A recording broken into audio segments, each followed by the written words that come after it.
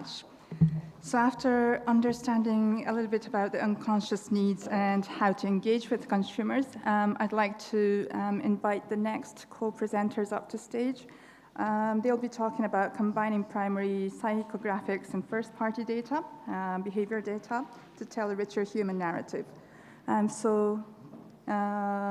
Christopher Larmour from TGI Digital Transformation Director, Kantar Media, and Richard Lloyd, Chief Data Officer at GroupM.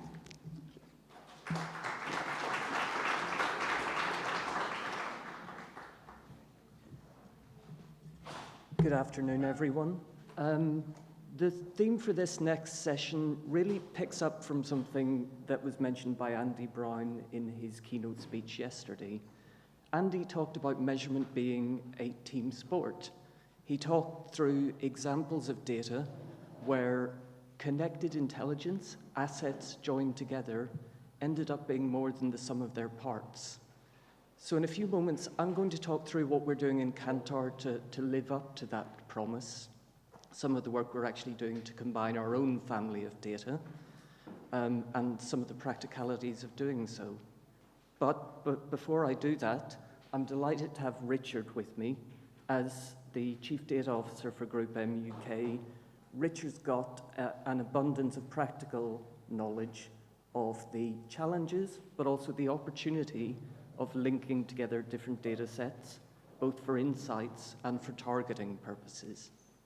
Richard? Thanks, Chris. So I guess it's my job to set the scene, if you like, to kind of define the problem, as it were.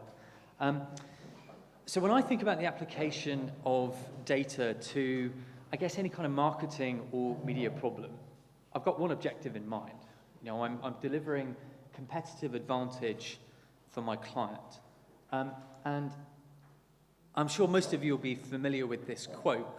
Jack Welch, who is the ex-CEO of GE, very famously said, there are only two sources of competitive advantage. One, learn more about your customers faster than the competition. And two, turn that learning into action faster than the competition.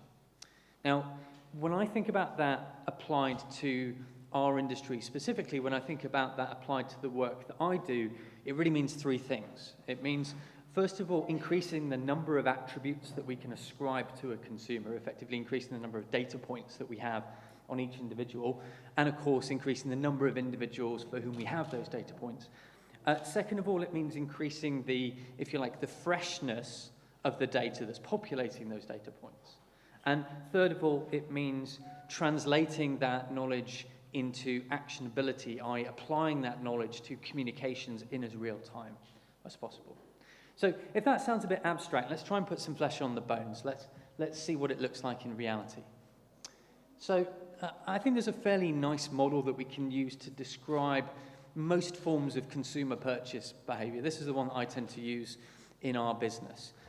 Generally speaking, you can think of the, if you like, the attributes that exist about a consumer through the purchase journey as really belonging to three categories. So if we start on the left-hand side and then move right, you've got, first of all, the motivators. These are, I suppose, the reasons why. You know, why do consumers do what they do? Why do they buy the products that they buy? Now, you can categorize these motivators in loads and loads of different ways, but I tend to think about it in three buckets. So first of all, you've got the underlying attitudes and beliefs. Second of all, you've got the, if you like, the previous brand and product experiences, so real-world experiences of previous products and brands in the particular category. And then finally, you've got the need states and what I call willingness to purchase. So, for example, you've recently discovered that you're expecting a new child. That means that you need to buy a bigger car, but of course you have a specific budget constraint, as is always the case. So if that's the left-hand side, that's your motivators. Then you've got the things that happen as a result of those motivators in terms of the behaviors. So you've got research behaviors, really kind of getting familiar with the market. You've got intent behaviors, effectively preparing to make a purchase. And then you've got those fulfillment behaviors, i.e. the process of buying itself. And of course, the output of all of that is a set of outcomes that we typically measure, which could be comprised of website visits, registrations, actual product purchases in an e-commerce environment, and so on and so forth. So herein lies the rub for me as if you like, a practitioner, a user of data. On the one hand, I've got some really powerful, really compelling data to help me describe the left-hand side, which is typically coming from my research partners. So this is very much where TGI would come in. And that data is pretty comprehensive in describing the motivators. It does some of the job in terms of describing the behaviors, at least in general terms, but it doesn't get me into the right-hand side of really observing outcomes.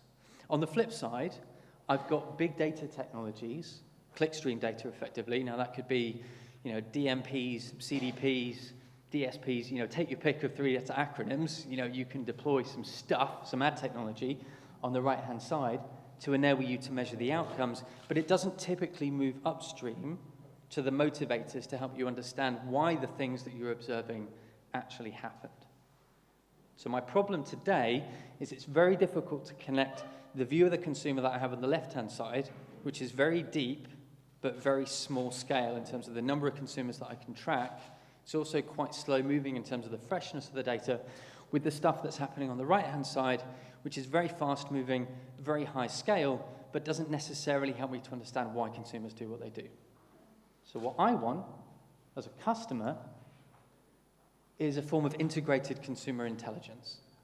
I want to be able to join this all up together so that I can work with a single holistic data set to communicate with consumers in the most effective, most comprehensive way. So that's where Chris comes in.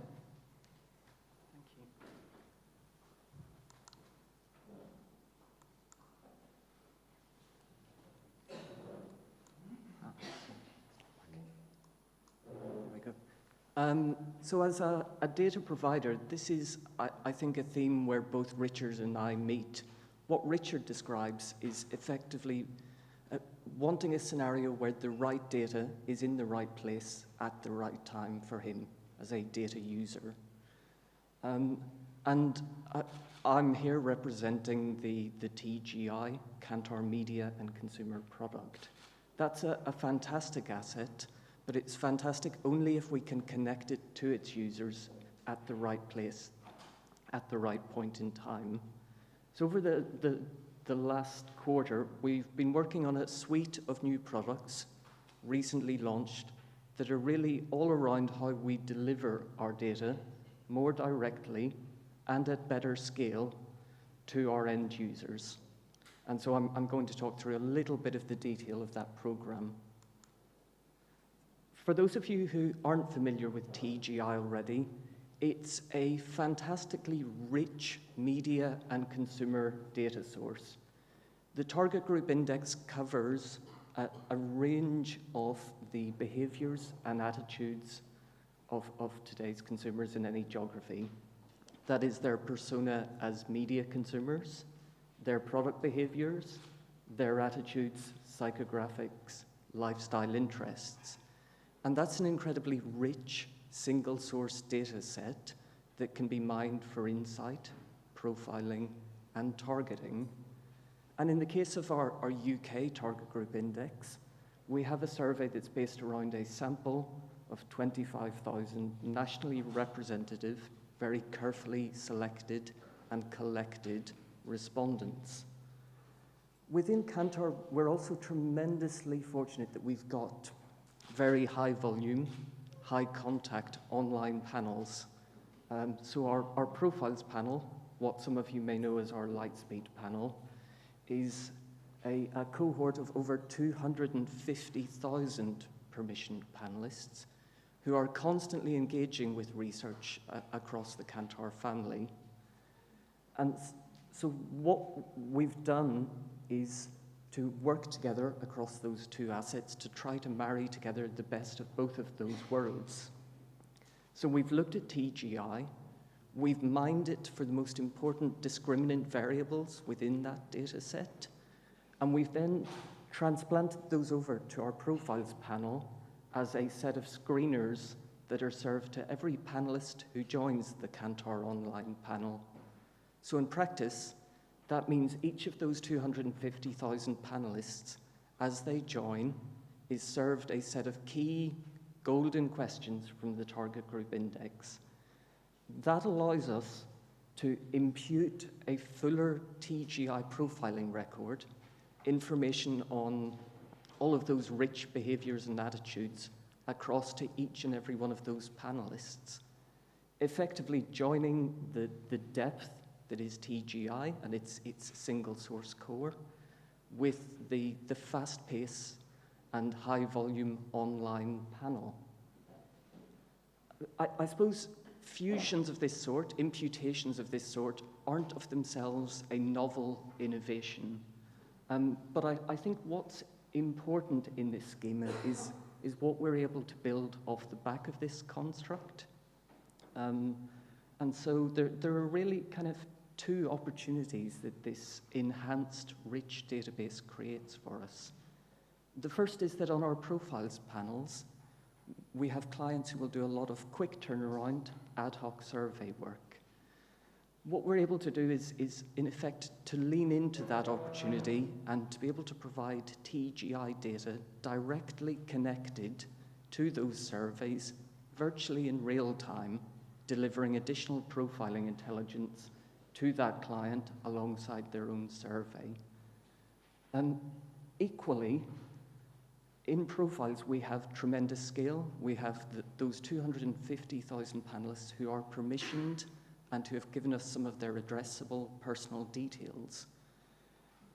We can take profiles seeded from TGI, and through that bridge that profiles presents, connect at scale directly to our partners, to our data management platform partners, to those customer data platforms.